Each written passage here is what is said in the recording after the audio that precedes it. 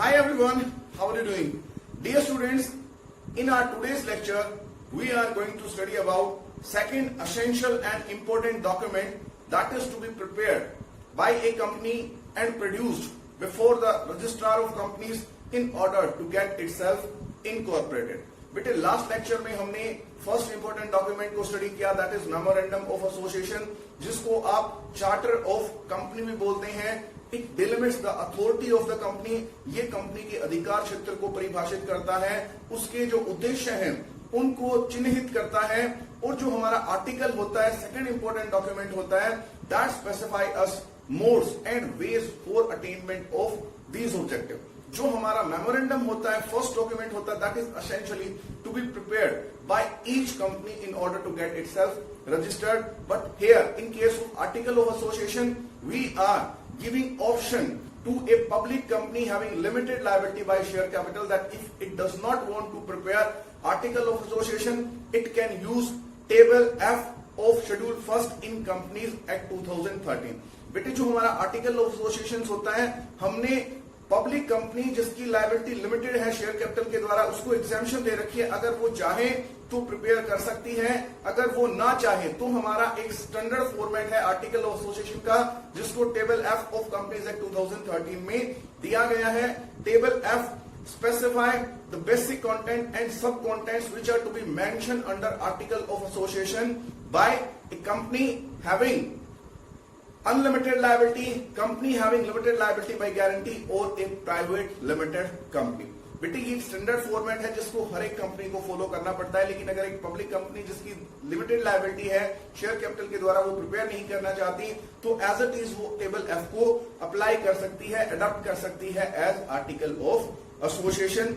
Memorandum clarify the authority of the companies and govern relationship of the company with third party. जो memorandum होता है ना, वो तृतीय पक्ष के साथ हमारे संबंध को, हमारी क्षमताओं को नियंत्रित करता है. जबकि जो आर्टिकल ऑफ एसोसिएशन होता है, it contains all the rules and regulations which are applicable and related to the rights of shareholders and their relationship with the directors. जो आर्टिकल ऑफ एसोसिएशन होता है उसके अंदर वो सभी रूल्स, वो सभी रेगुलेशंस होते हैं जो हमारे कंपनी के इंटरनल अफेयर्स को गवर्न करते हैं, उनको कंट्रोल करते हैं, उनको डायरेक्शन प्रोवाइड करते हैं.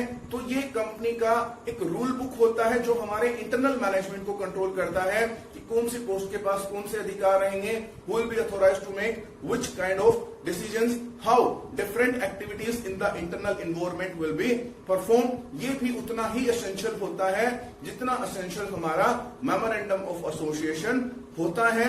पब्लिक कंपनी को हमने थोड़ी सी चॉइस दे रखी है that if it does not want to prepare, it can directly adopt to the table F of schedule first given in the companies act 2013. So यहां हमें इसका जो डेफिनेशन है that is given under section 2 subsection 5 of companies act 2013. That is very simple.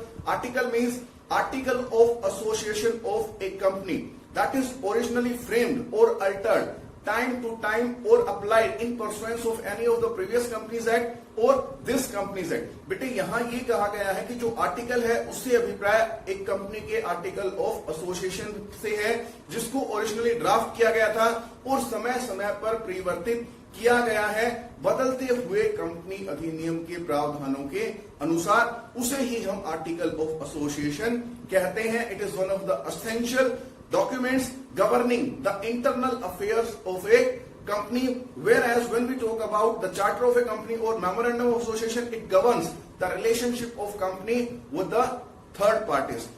Memorandum lay down the objectives which are to be attained, and article of association specify the modes and ways that are helpful in attainment of those objectives. जो memorandum है वो उद्देश्य को चिन्हित करता है, हमें बताता है कि हमारा क्या उद्देश्य है, किस लिए कंपनी स्थापित की गई है, हमें क्या कार्य करना है उद्देश्य प्राप्ति के लिए.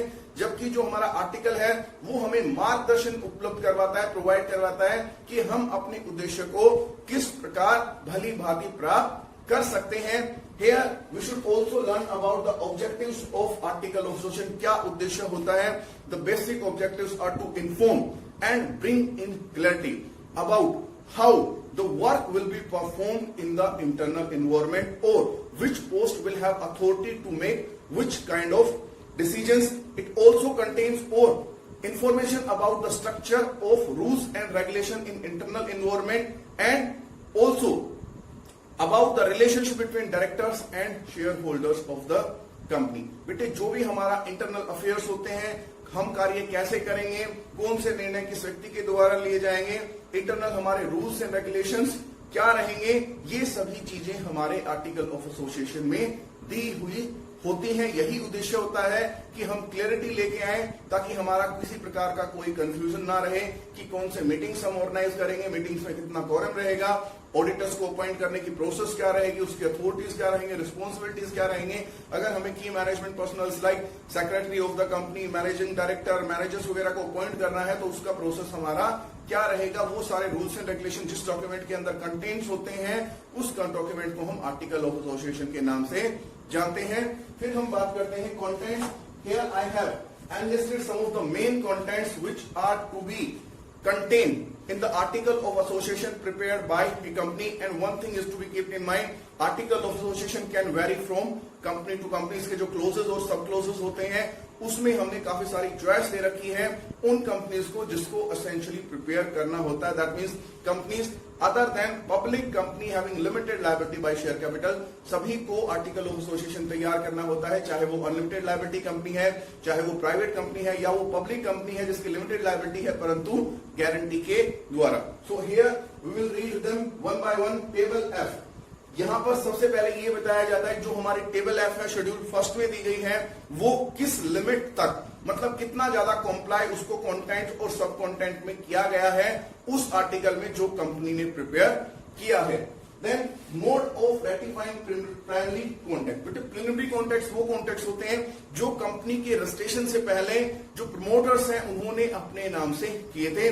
तो जैसे ही कंपनी का इनकॉर्पोरेशन होगा एक स्टैट्यूटरी मीटिंग हेल्ड की जाएगी, उस स्टैट्यूटरी मीटिंग के अंदर वो सभी डॉक्यूमेंट कंपनी के नाम से ट्रांसफर किए जाएंगे, because at the time this agreements were entered into company had no existence. Now as it had got at existence, now all these documents and contracts should be transferred in the name of company।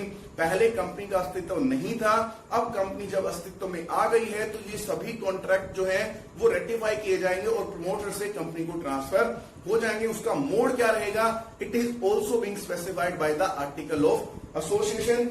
Next thing, division of share.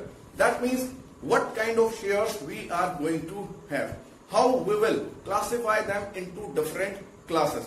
जो rights रहेंगे हर एक share holders के, जो उसकी responsibility रहेंगी, they are also mentioned in the article of association। that means जो equity share holders हैं, जो प्रेफरेंस शेयर होल्डर हैं, उनको क्या अधिकार हैं, उनके क्या दायित्व हैं, किस डिनोमिनेशन में हम उसको डिवाइड कर रहे हैं।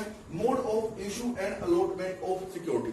बेटे जरूरी नहीं है कि हर एक कंपनी पब्लिक ऑफर या पब्लिक इशू, जिसको हम इनिशियल पब्लिक ऑफर बोलते हैं, के द्वारा ही सिक्योरिटीज इशू करें। काफी सारे मोड्स होते हैं, ऑफर फॉर सेल होता है, प्राइवेट प्लेसमेंट होता है, राइट इशू होता है। सो कौन से मोड से, किस माध्यम के द्वारा हम अपनी सिक्योरिटीज को, जिससे हम फंड मोबिलाइज करते हैं, चाहे वो डिबेंचर्स हैं चाहे वो शेयर हैं, इशू कर सकते हैं और फंड मोबिलाइज कर सकते हैं। They are also specified in the article of association. Fixing minimum subscription, यहां पर यह भी फिक्स कर दिया जाता है कि जो हमारी मिनिमम सब्सक्रिप्शन रहेगी, जैसे सेबी ने सेक्शन 39(1) और सब सेक्शन 39(3) के अंडर ये कहा गया है कि मिनिमम सब्सक्रिप्शन वो रहेगी जो हमारे प्रोस्पेक्टस में आर्टिकल एसोसिएशन में मेंशन की है, बट सेबी ने एक मिनिमम लिमिट स्पेसिफाई कर दी है वहां पर, that it can not be less than 90% of the security issue to the public subscription.